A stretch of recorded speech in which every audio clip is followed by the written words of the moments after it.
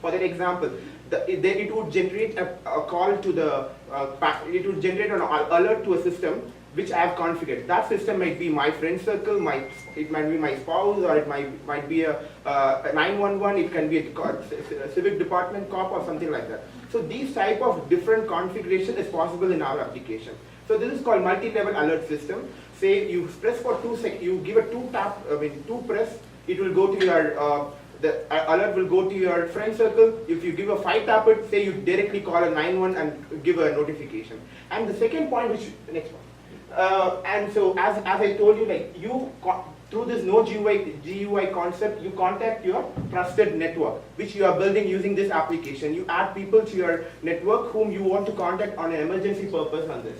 And this, one more added advantage of this is like you have a direct contact with the DV advocate. Say for after the post the scenario, post the case is happening, you want to have some legal prosecutions going to be done on this. So in that case, we connect people using our application. Next one. And you have an anonymous, say for example, there are a lot of different use cases which we came on this different case. Say there is a panic happening, you need a help in that particular point, there is a situation where you need a help at a later point of time. In that way, you post something anonymous and get help from people. So there are a lot of features added into this application. And discrete recording. I was talking about something called evidence gathering. So when we went through our research, right, what happened is like when you try to have these type of cases, when you want to legally prosecute the scenario, what happens was the major problem which advocates and attorneys faced is like they lacked evidence. Okay, they were not able to produce evidence for that. Say take in a real case scenario. Say there was a person who was trying to steal something, and that person steals something from he run away, and you call 911. The police comes up. You were in a tremendous amount of stress, right? You never give attention to details. You never knew that that guy was wearing a shorts or wearing a jean, or because you were in a deep stress. So whatever evidence you give to the police will not be that correct, okay? So that might lead to a false case also.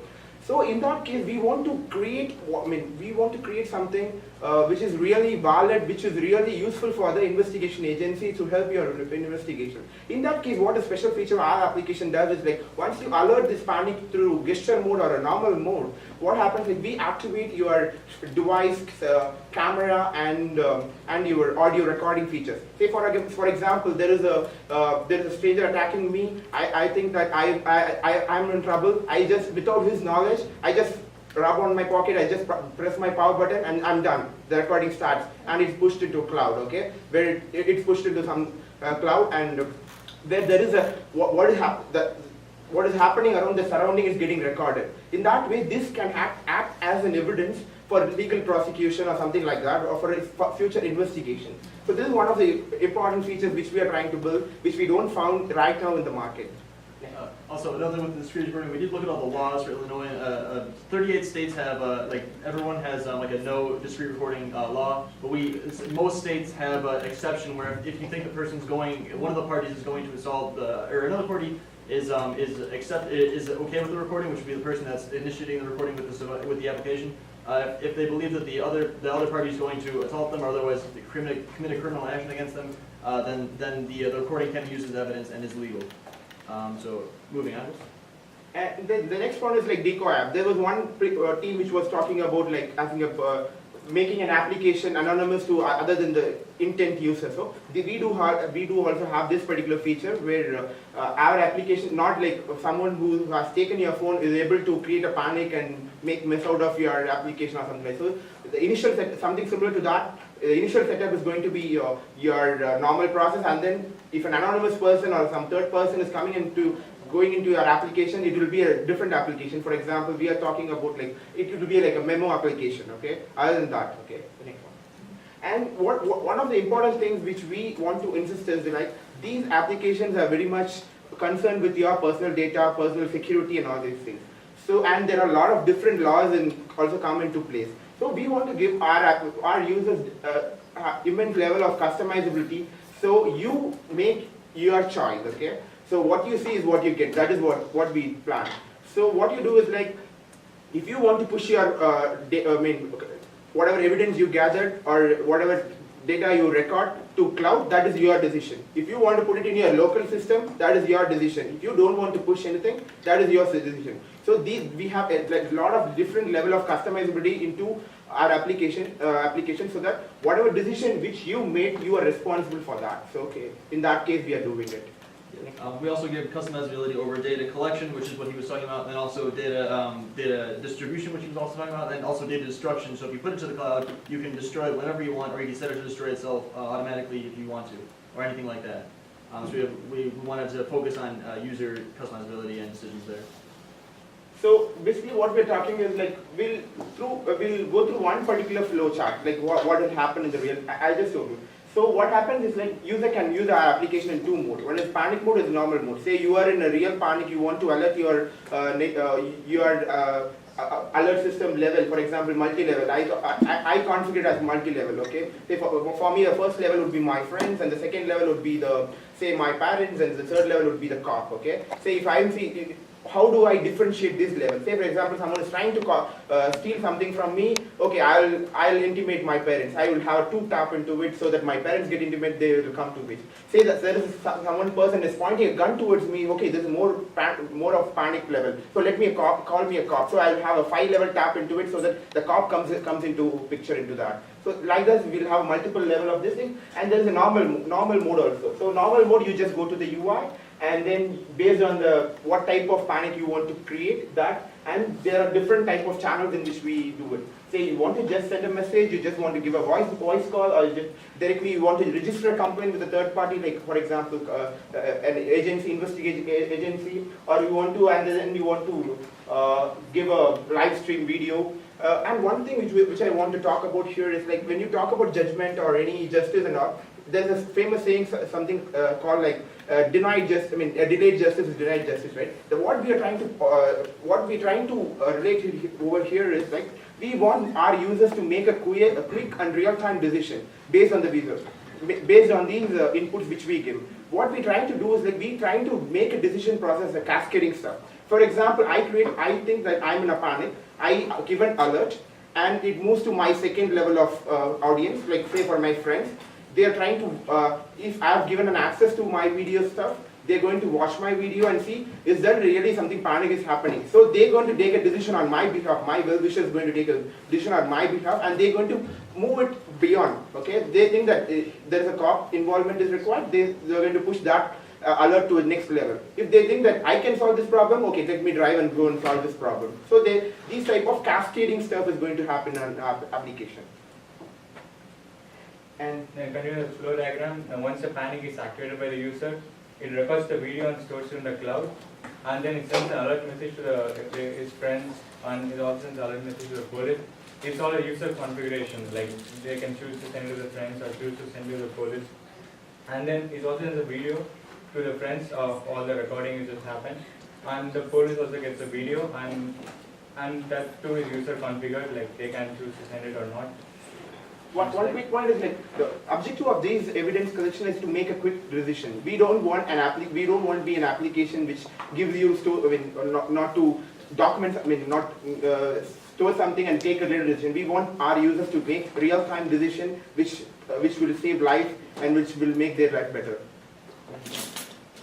And the next, the advocates and the DB shelter separate login, and once they log in, they can choose their region or area, like the zip code or a city. And within a particular radius, it can show if anybody is in distress. It will show them on their map so that they can connect with them and advise them. So that was one of the core features of the application, like you connect advocates and TV shelters people based on their distress, like they within their vicinity, their area of things, they're able to see people who are in panic mode or people who require any help into it, and based on that they can contact with them and get some help from them. And in this way, like, it connects people who needs help.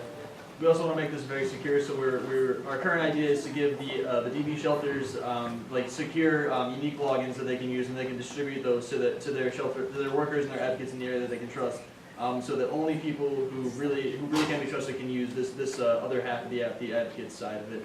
That only they can get into it. I think next we'll move to the prototype. What we have done, to give you a real-time user experience to gather some real-time feedback. Okay. So this is our current just mock-up prototype of the app. This is the basic login page. We also, as you talked about, we were thinking about having like a decoy app that we would use. That's not implemented in this yet. That's kind of like one of the good-to-have features that we would use once we implement the rest of it. So it would be hidden behind the app like that, ideally, as the ProCal group had. Okay, so so once you log in for the first time, you'll be taken to this initial setup list series of pages where you'll be required to configure the app to your specifications. So this isn't everything we need to have in here. This is just like a demonstration. So for instance, if you want to have your no UI panic button pressed to be like a button, like your power button, your volume button, or your home button, or whatever you have on your phone, you can click on the button option and go to that and then put it there. Or you could, if you want to have a gesture like shake it or something like that, the newer phones have that kind of a feature. So if you wanted to have something like that, you could also configure that, ideally. So if you click on the button, you go to this page and you would press the button, whichever one you wanted for like however long or whatever like series of presses you wanted to do it in, and then you click the continue button. It would set it up on the Baig. This is just a general idea of how this might work. So then you would, here you can configure, like, do you want to contact the police every time you press the panic button, or you don't want to contact them at all? Because as a lot of the people advise us that might not want the police to contact us at all for this. And then do you want to take video audio recordings when you press the button? So if you're in a place where you don't want to take recordings or you don't think they'll be useful, you don't like that idea of having those stored anywhere, you cannot have that. And then again, you have the time of how long you want the thing to record for. Then you'll go into a few more settings. These are, do you want the videos to upload to the cloud or not? If not, then it'll keep on your local device. And then if yes, how long you want the videos to exist for, so they'll be destroyed after that certain time you set. Or actually, you get a reminder first, like the video is going to be destroyed, you still want to be destroyed. The reminder might take some work to figure out how to do that in a discrete way. We still have to work on that. So we talk about a lot of customizability to applications, right? So all these initial setup is one-step process when you start the application, okay? So there are a lot of security concerns when we talk. There's a lot of security concerns. So all these are addressed by that initial setup, and then so we make user to make their choice, okay, based on their evidence create. So basically, what our objective is, like, we want our application wants to serve a value to our customers, our users, so that they solve the problem quickly, and so that our application don't create a different problem altogether, okay?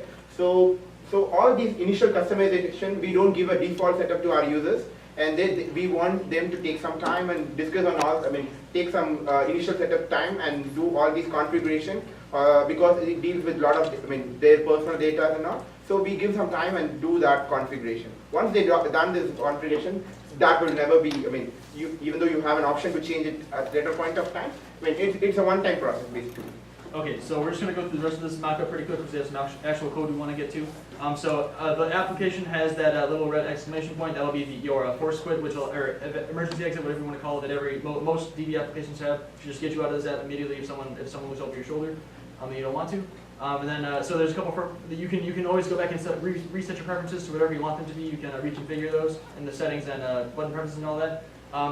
So the one, okay, so actually let me talk about that. The first half of the app is going to be this panic button page. So if for some reason your like phone breaks or you can't access the buttons or the gestures, you can't do that for some reason, you'll have to log into the app. You'll have to go through the problems or it'll take a long time to get to it, but you can still press the panic button if you have like a few seconds to yourself where you can get to it. And it'll start the recording and send the messages as you already have configured.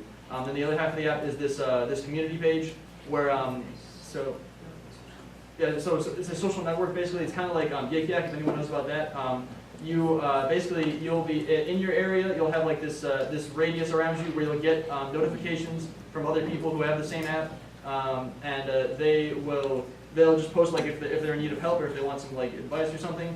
And then you'll go into this this map only shows you like the radius of like you can set the radius like how far away you want to send your messages to people or how far you want to receive messages from people.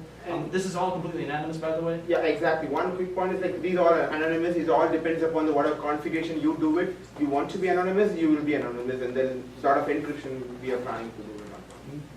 What if you don't want to show your location though? Sorry? Is it possible to decide not to show up on the map? Yeah, we're giving a lot of configuration stuff to the user. If there's code, you might want to go ahead and get to that, because we're running a little bit late. Okay. Also, one quick point, the red names are gonna be the DB advocates, they're special part of the app. You'll be able to trust their advice more than like the black names or just anyone else. So let's, you wanna move on to that? Sorry for all the time. Probably. We have some code demo, and then we have a small video then. We are done.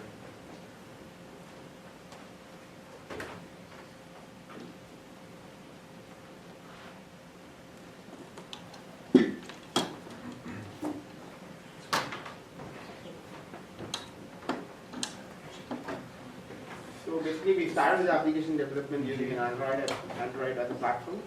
So we designed a couple of screens, and we were trying to do with the gestures and all.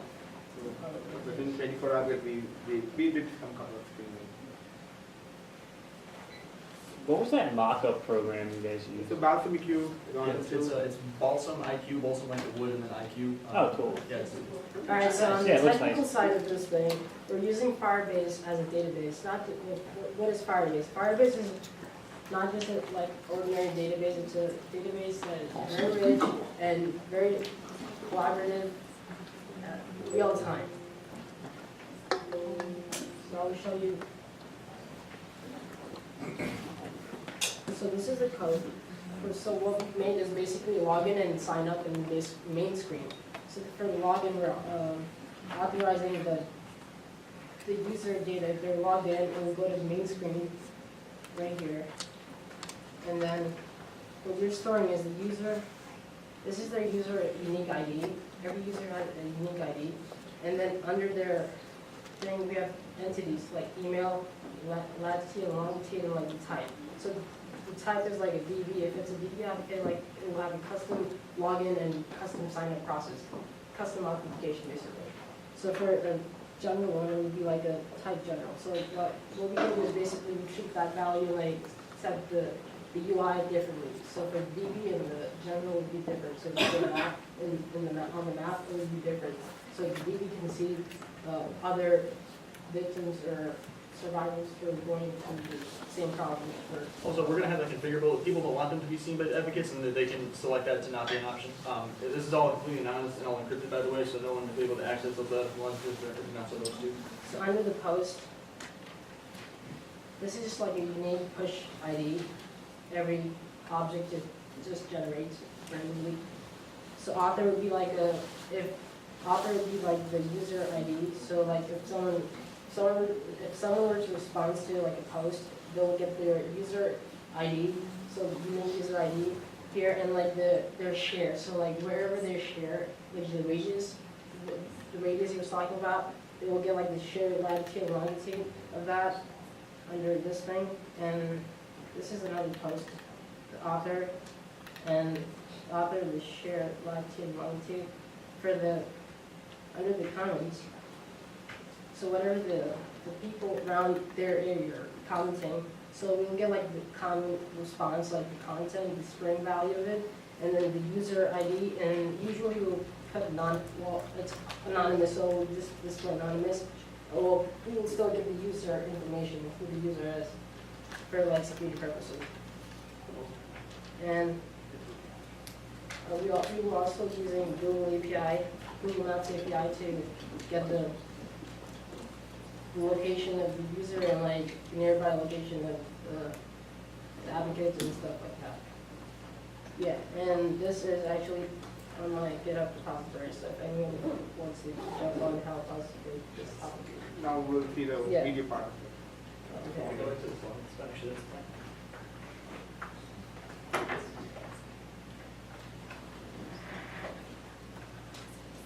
Do we need to change the input? Should be all right. How we go? It's not like this. If you want me to back.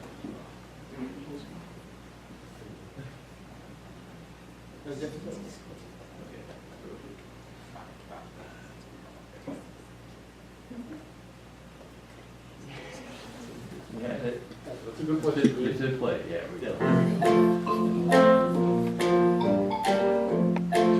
Oh, man.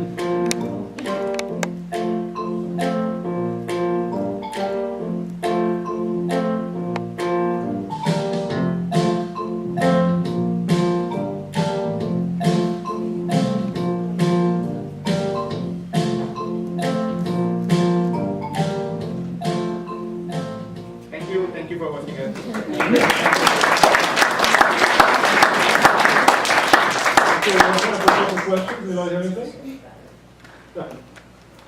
I have a question about when you alert the police. Okay. Are you contemplating that going to be a text message, or is it going to try to dial 911 and get a recording message, but use the phone so they don't hear dialing? Again, I think that's like a user preference. You can text 911 or call them, whichever one that the user would prefer to do. That's actually something we were going to implement in the app, in the mock-up at least. Yeah. Was going to be like a preset message that you send, that you type in. So like when you alert the police, that's what will be sent to them. And you help your location. This is my location. I need a help correctly. So we just send right as of now we just send a message to them or call default voice message to the police department, which just give you a location of the people who need any help. One more And there are question. different parts like we can also we saw like Chicago department, they have a system where you can register the complaint. You can push the using their web service also you can push the complaint to their system, which will take. This all depends on user preference. One more question.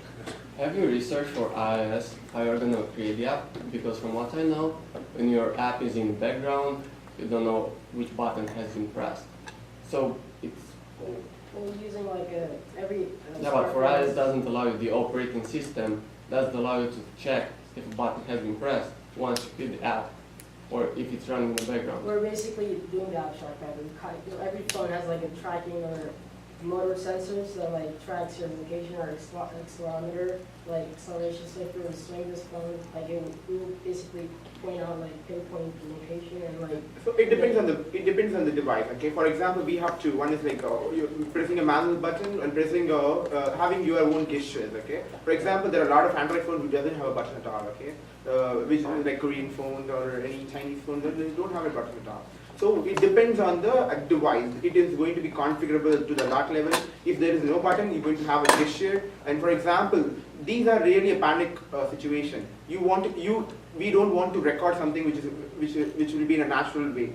So when you take advantage of using accelerometer or different type of sensor which is built within the application and record these abnormal activities which you can reproduce. For example, if you take Coursera, right, to authenticate user, right, they do record your typing skills, okay, based on you.